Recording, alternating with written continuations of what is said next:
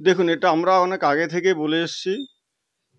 ওরা যা করছে, জনগণকে খালি ধর্মের নামে সুড়সুড়ি দিয়ে মানুষকে খালি বিভ্রান্তি সৃষ্টি ছাড়া আর কিচ্ছু করেনি। এখনো সেটাই করছে।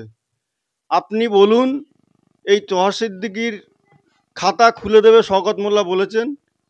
তার চ্যালেঞ্জ হিসেবে তোহা সিদ্দিকি বলেছে আমার খাতা খুলে দেখাক। তিনি যা বলছেন সে কথায়, আর শওকতের মাথা কিন্তু খারাপ হয়ে গেছে। এখন উল্টোপাল্টা ভুলভাল বকাবন্দি স্টার্ট করে দিয়েছেন। ওরা ব্রেন ডিস্টার্ব হয়ে গেছে অলরেডি। এই কারণেই হয়েছে যে তোহা সিদ্দিকি বুঝতে পেরেছেন, সত্যি কথাটা এতদিনই বলেছেন যে ভাঙড়ের নিরীহ মানুষদেরকে মিথ্যে মিথ্যে কেস দেওয়া হচ্ছে। যাই হোক, ওনার শুভবুদ্ধি উদয় হয়েছে যে উনি সত্যি কথাটা মানুষের সামনে তুলে ধরেছেন। আমরা কিন্তু তোহা সিদ্দিককে খারাপ বলিনি, আমরা কোনো হুজুরকেও খারাপ বলিনি। তারা তাদের অ্যাঙ্গেল থেকে কি বলছে না বলছে তাদের ব্যক্তিগত ব্যাপার।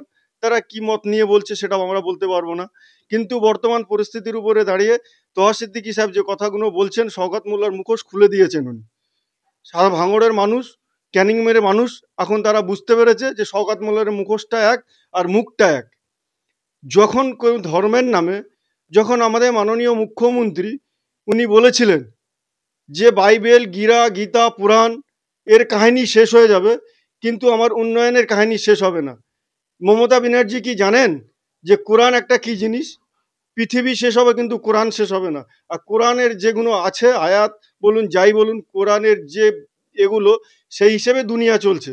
কিন্তু বর্তমানে যে শওকত মোল্লা সাহেব উনি মুসলমান দাবি করেন, উনি আদৌ কি মুসলমান আমি এটাই জানি না। উনি কখন পুজো মণ্ডপে গিয়ে ঢাক বাজাচ্ছেন, কখন আরাধনা দিচ্ছেন, কখন কারোর থেকে তিলক নিচ্ছেন। ওনাকে বলেছেন বলে উনি এখন গরম গরম কথা বলছেন। উনি কি মুসলমান বলে দাবি করেন? উনি কি মুসলমান? আগে ওনাকে এটা ক্লিয়ার করতে হবে। উনি যদি বাস্তবে যদি মুসলমান হয়, মুসলমানের কৃষ্টি কালচারগুলো কিন্তু এরকম হবে না। খালি মুসলমানের নামে বিভ্রান্তি করে আর মানুষের বিরুদ্ধে মানে বিষ ছড়িয়ে দিচ্ছেন। উনি একটা পয়জন, উনি ক্যান্সার। মুসলমান জাতির জন্য একটা ক্যান্সার। মুসলমান জাতি কি শিখবে ওনাকে দিয়ে? উনি বলেন আমি বড় শিক্ষিত মানুষ, পণ্ডিত মানুষ। এটা কি পণ্ডিত মানুষের কাজ? আরে ধর্ম যে যার আছে, সব ধর্মকে আমরা রেসপেক্ট করি। তাই বলে কোনো ধর্মকে নিয়ে আমি খিল্লি করব, ছোট করব, এগুলো যারা ধর্মকে নিয়ে রাজনীতি করছে আমি বলবো তারা খুব মূর্খের স্বর্গে বাস করছে। আমরা প্রত্যেক ধর্মকে সব সাপোর্ট করি। আমরা হিন্দু মুসলমান মিলেমিশে থাকি, পুজো হয় আমরা বাড়ির পাশে, আমার গ্রামে, আমরা বন্ধুত্ব বজায় রাখি। কিন্তু তাই বলে এই না যে তার পুজো মণ্ডপে গিয়ে আমাকে পুজো করতে হবে, ঘাড়ে ঢাক নিয়ে ঢাক বাজিয়ে আমি ভোটের জন্য রাজনীতি করতে যাব। আগে ওনাকে ক্লিয়ার করতে হবে উনি মুসলমান কি। আর যে কথা বলেছেন, এনার আগে যে বলেছিলেন, উনি নিজেই বলেছিলেন যে জাহান্নামী কুত্তা বলার জন্য উনি যখন গরম গরম কথা বলছেন, উনি তো নিজেই জাহান্নাম ডেকে নিয়েছেন। উনি তো বলেছিলেন যদি মমতা ব্যানার্জি আমাকে জাহান্নামের টিকিট দেয় আমি জাহান্নামে গিয়ে দাঁড়াবো। উনি তো নিজেই জাহান্নামী, নিজের থেকেই বলেছেন। তাহলে মানে আব্বাস সিদ্দিকী বললে সেটা দোষ হয়ে গেল? সবাই জান্নাতের আশা করে যে আল্লাহর জান্নাতে যাব, আর উনি জাহান্নামে যাওয়ার আশা করছেন। তাহলে এর মধ্যে খারাপ কি বলেছে? আমি তো খারাপ কিছু দেখতে পাচ্ছি না। উনি তো নিজেই জাহান্নাম ডেকে নিয়েছেন। দেখুন, থাকা না থাকার কোনো প্রশ্নই নেই। আমার কাছে কথা হলো, সাধারণ মানুষের কথা হলো, যেটা সত্যি সেটাকে তুলে ধরুন। আমার পাশে এসে দাঁড়াতে হবে সেটা কোনো ব্যাপার নাই। অন্যায় যখন হবে তার প্রতিবাদ করুন। এটাই হলো মূল উদ্দেশ্য। আর আমরা সমাজ পরিবর্তন করতে এসেছি।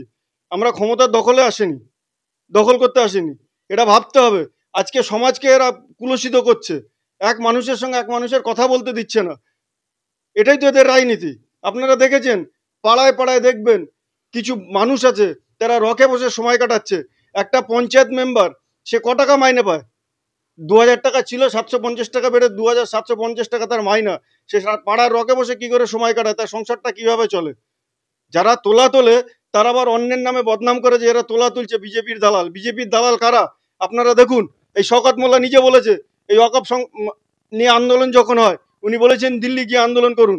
তাহলে আপনি কেন্দ্র সরকারের বিরুদ্ধে আন্দোলন করছেন, দিল্লি গিয়ে আন্দোলন করতে হবে।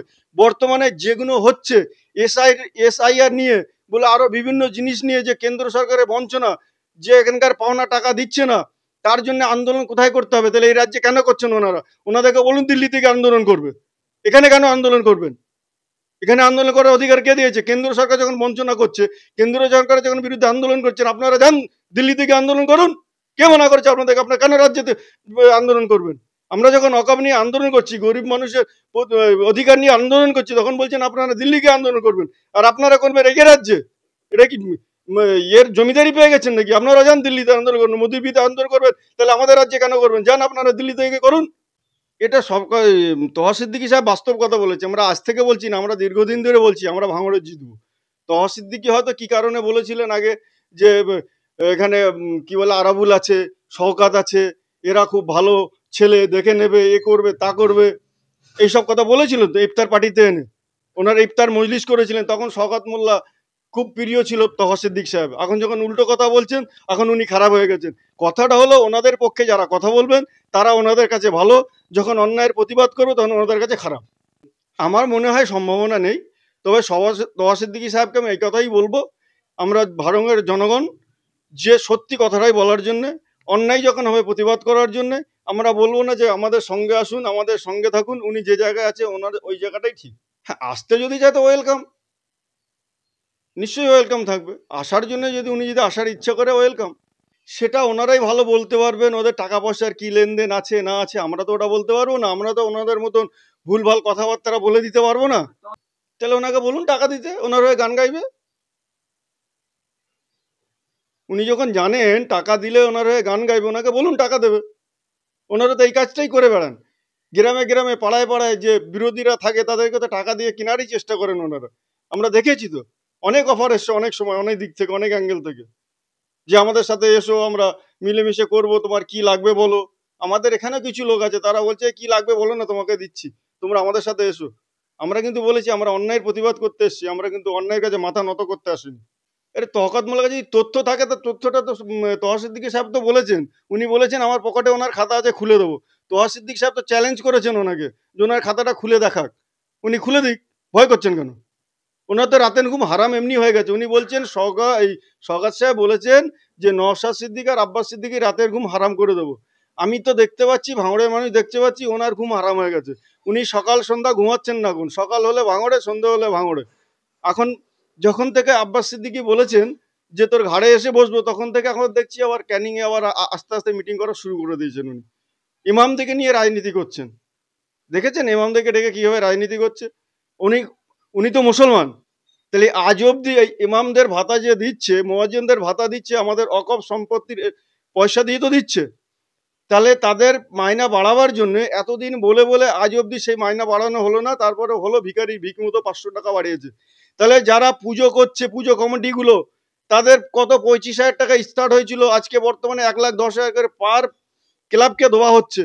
শওকত মোল্লা সাহেবের হিম্মত আছে বলার যে ইমাম সাহেব থেকে 10,000 টাকা করে মাইনে করতে হবে? ক্ষমতা নেই ওনার ওখানে। উনি যখন যাবেন ওখানে প্যান্টে পেশাব করে দেবেন, ওনার বড় ক্ষমতা নেই। উনি আবার মুসলমান দরদি বলেন। প্রত্যেকটা ধর্মের প্রত্যেকটা মানুষকে রেসপেক্ট করতে হবে। খালি মুসলমান সম্প্রদায়কে খালি নামে নামে বলবেন মুসলমানের হয়ে কাজ করছে। মুসলমান হয়ে কি করছে দেখান তো আপনাদের। মুসলমানকে কি ফ্যাসিলিটি দিয়েছে এক্সট্রা? দেখাতে পারবে শওকত মোল্লা? ক্ষমতা আছে ওনার? ক্ষমতা নেই। এখানে প্রত্যেকটা দলকে রেসপেক্ট করতে হবে। যদি তাকে যদি 1,10,000 টাকা দাও, আরো বিভিন্ন ধরনের লোক আছে, তাদেরকে দিন। আপনি তাদেরকে দিয়েছেন, আমাদের তাতে আপত্তি নেই, আমাদের হিংসাও নেই। কিন্তু আরো যে ধর্মের লোকগুলো আছে তাদের সাথে আপনি কি করছেন? মায়ের কাজ কি?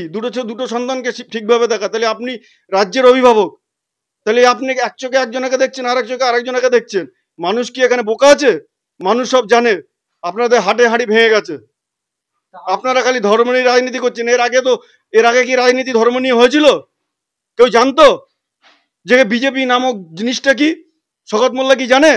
2006 সালে এই বিজেপির সঙ্গে তৃণমূলের জোট করে বিধানসভা এখানে ইলেকশন লড়েছিল। আজকে বড় বড় কথা বলছে। বিজেপির দালাল কারা? বিজেপির দালাল হলো তৃণমূল। 1 নম্বর দালাল তারা। কেন্দ্রীয় মন্ত্রীতে কে ছিল? রেলমন্ত্রী মমতা ব্যানার্জি ছিল। শওকত মোল্লা বলতে পারবে? যখন গুজরাটে মুসলমানদেরকে জ্যান্ত জ্বালিয়ে দেওয়া হলো, এইখান থেকে ফুলের তোড়া পাঠিয়েছিল কে? তখন বিরোধী দলনেত্রী ছিলেন, মুখ্যমন্ত্রী পাঠিয়েছিলেন। বড় বড় কথা বলছে বিজেপির দালাল। বিজেপির দালাল তো আপনারা। বিজেপির ঘরে আপনারা জন্মগ্রহণ করেছেন। আরে ও তো খালি নাম শুনে তো ওর রাতের ঘুম হারাম হয়ে গেছে, ওর ঘুম আসছে না, ও তো দৌড়ে বেড়াচ্ছে সকাল সন্ধ্যা, শুধু আব্বাস আর নওশাদ, আব্বাস আর নওশাদ ছাড়া কোনো গল্পই নেই ওর। আরো তো বিভিন্ন দল আছে। বিজেপিরা যখন বড় বড় কথা বলছে, শুভেন্দু অধিকারী থেকে শুরু করে, তখন শওকত মোল্লার কই ক্ষমতা হচ্ছে না তাদের বিরুদ্ধে বলার? এই মমতা ব্যানার্জির পুলিশ তখন তাদেরকে অ্যারেস্ট করছে না? এদের মধ্যে তো সেট আপ হয়ে আছে। এটা তো গট অফ দ্য গেম। এই বাংলার মানুষকে এরা ভুল বোঝাচ্ছে, চালাকি পেয়েছে। বাংলার মানুষ এদের সব চালাকি ধরে ফেলেছে। 26-এ এর জবাব দেওয়ার জন্য বাংলার মানুষ তৈরি হয়ে বসে আছে, খালি সুযোগ সুবিধার সন্ধানে আছে। এরা তো খালি মিথ্যে খালি কেস মামলা দেওয়ার জন্য, আর এছাড়া ওদের কোনো রাস্তা নেই। যখন মেরে ধরে হচ্ছে না তখন খালি কি করতে হবে, কেস দিতে হবে, এই এদের কাজ। আমি তো এখনো বলছি, এই পুলিশ প্রশাসন যদি এদের সাহায্য করা ছেড়ে দেয়, আমি চ্যালেঞ্জ করে বলছি, এই তৃণমূলের মাঠে ময়দানে দাঁড়িয়ে থাকার 1 মিনিট ক্ষমতা নেই। আমার নাম মোহাম্মদ মুর্তাজা।